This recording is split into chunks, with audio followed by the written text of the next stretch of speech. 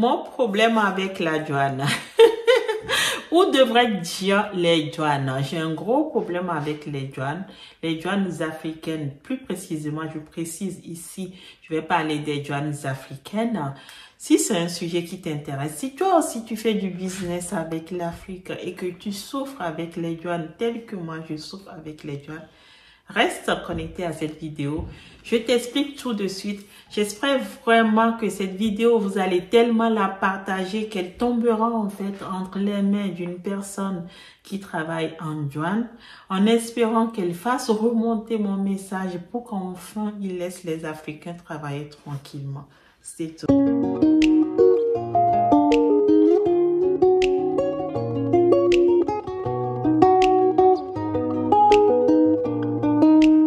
Hello, hello, coucou les amis, j'espère que vous allez bien. Moi, je suis en pleine forme. Si tu me découvres dans cette vidéo, mon nom est Boustécy, je suis entrepreneuse. Je te vends sur mon site internet www.senoe.com des cheveux indiens, de vrais horaires pour te sublimer. Et puis, je te vends aussi dans ma boutique Senoe Beauty Shop qui se trouve à Lomé au Togo, les mêmes cheveux indiens pour te sublimer. Et en plus, à la boutique, cerise sur le gâteau, je te fais des produits cosmétiques, de bons produits de qualité pour avoir un teint éclatant de douceur. Un teint juste normal, ton teint naturel qui sera unifié, sublime, joli à regarder. Pas aller te dépigmenter, toba comme ça, non. Ici, on ne se crée pas des vergetures. On se fait juste, on nettoie bien son teint pour être joli à regarder. Voilà, donc si tu es une personne distinguée, si tu aimes bien les belles choses, je t'invite à aller faire un tour, tu ne le regretteras pas. Donc comme je te le disais tantôt, en fait, je venais dans cette vidéo aujourd'hui te parler des douanes. Donc je t'ai dit il y a 2 secondes que je te vends des produits sur mon site internet. Ça sous-entend que j'expédie un peu partout dans le monde. Au bout de 2 années d'existence sur internet, je pense que je suis en droit de parler de ce sujet. Puisque d'une part, j'achète mes produits depuis l'étranger, donc moi je suis livrée depuis l'Inde quand je ne me déplace pas. D'ailleurs, à propos, je pars bientôt en Inde, donc si tu as envie de me demander des modèles spécifiques ou des choses un peu que tu ne vois pas sur mon site internet, c'est le moment ou jamais. Envoie-moi des messages ou laisse-moi un commentaire en dessous de cette vidéo. On rentre en contact, tu m'expliques ton besoin. Je pars dans quelques semaines, je me ferai un grand plaisir de répondre favorablement à ton besoin. Je reviens à la vidéo, donc j'expédie, je reçois de la marchandise depuis l'Inde, donc automatiquement j'ai de la douane que je paye en France, donc je maîtrise ça. En gros, dès que ma marchandise arrive, je reçois un lien DHL qui me dit qu'il y a du produit pour moi. Je dois suivre le lien pour rentrer mon numéro EORI, mais les coordonnées de mon entreprise, et puis je paye des frais de douane et je suis livré chez moi. Tranquille, ni vu ni connu, une histoire de 2 minutes chrono.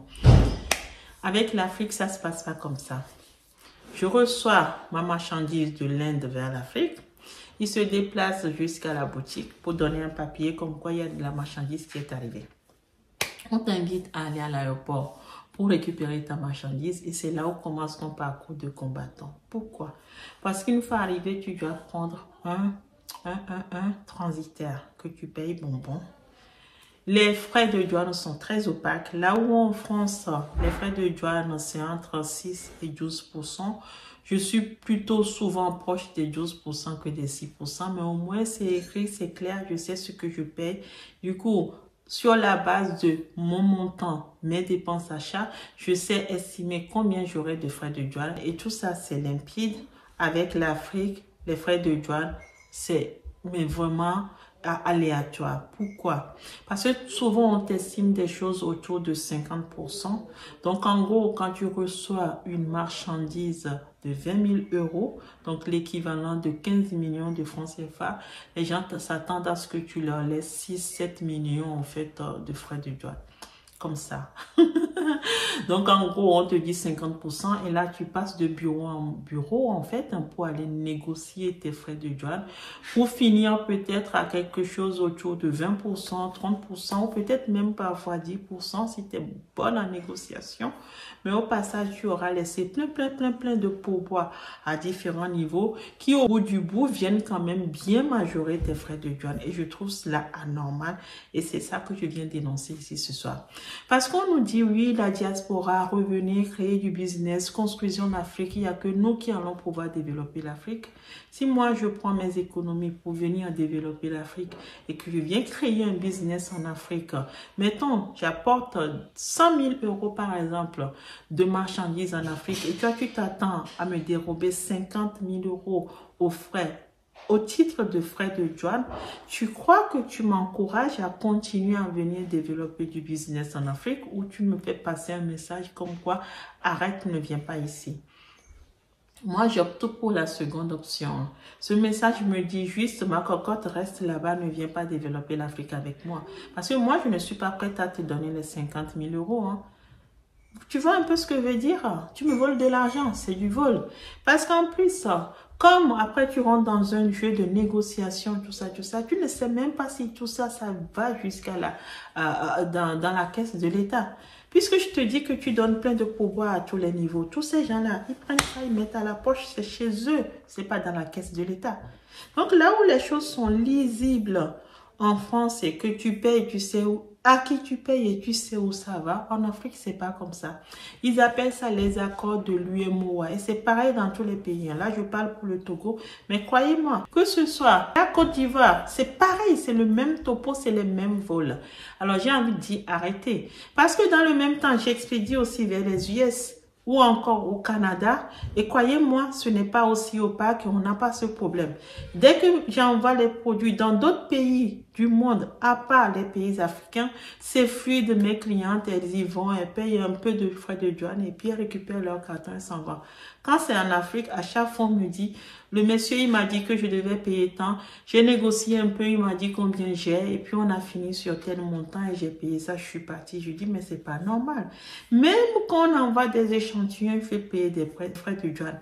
Mais vous savez ce qu'ils font? Ils prennent la valeur de ta marchandise, ton coût de transport, et après, ils te demandent en fait de payer 50% de toute cette somme. Ils se fichent en fait de savoir si ces 50% tu les as encore puisque tu as été acheté de la marchandise. Est-ce que tu as encore 50 000 euros à leur donner ou si juste là, ils sont juste en train de tuer ton business ou pas, ils n'en ont rien à foutre. À partir du moment où eux, ils ont leur bière, ils ont leur bon poulet braisé, ils ont leur attiéké, ils ont leur poisson braisé, tout ce que tu veux, ils s'en foutent. Le reste, c'est pour ta porte. Alors, je viens dénoncer ça ici ce soir. Si vous voulez vraiment qu'on rentre construire l'Afrique, si vous voulez vraiment qu'on vienne aider à développer l'Afrique, je vous en conjure, revoyez les règles, rendez-les très lucides, en fait, rendez-les très clairs pour qu'on puisse savoir à quoi s'attendre quand on vient développer un business en Afrique. Parce que quand moi je suis venue ouvrir ma boutique en Afrique, j'emploie localement. Je donne du travail à plein de gens autour de moi, en fait. Il y a un gardien, il est payé. Il y a quelqu'un qui vend la boutique qui est payé. Il y a des gens qui sont autour, qui me ramènent des produits qui sont des livreurs et tout ça, qui sont aussi payés. Si tu tues mon business, tu fais autant de chômeurs. Donc, arrêtons, mais vraiment arrêtons et rendons les règles très claires. Réfléchissons bien à ces règles. Si vous, à notre place, vous accepteriez qu'on vous traite comme ça, si ça peut tuer un business ou non, et là, décidez des règles claires, des règles simples et des règles qui sont là pour aider les concitoyens, les citoyens à se développer que de tuer leur business. Donc là, c'est juste un petit message qui vient passer ce soir. J'espère que il aura été compris et que vous allez pouvoir travailler sur cet aspect qui est très, très dérangeant. Voilà, je vous remercie beaucoup. Je vous souhaite une bonne soirée. Au revoir les amis.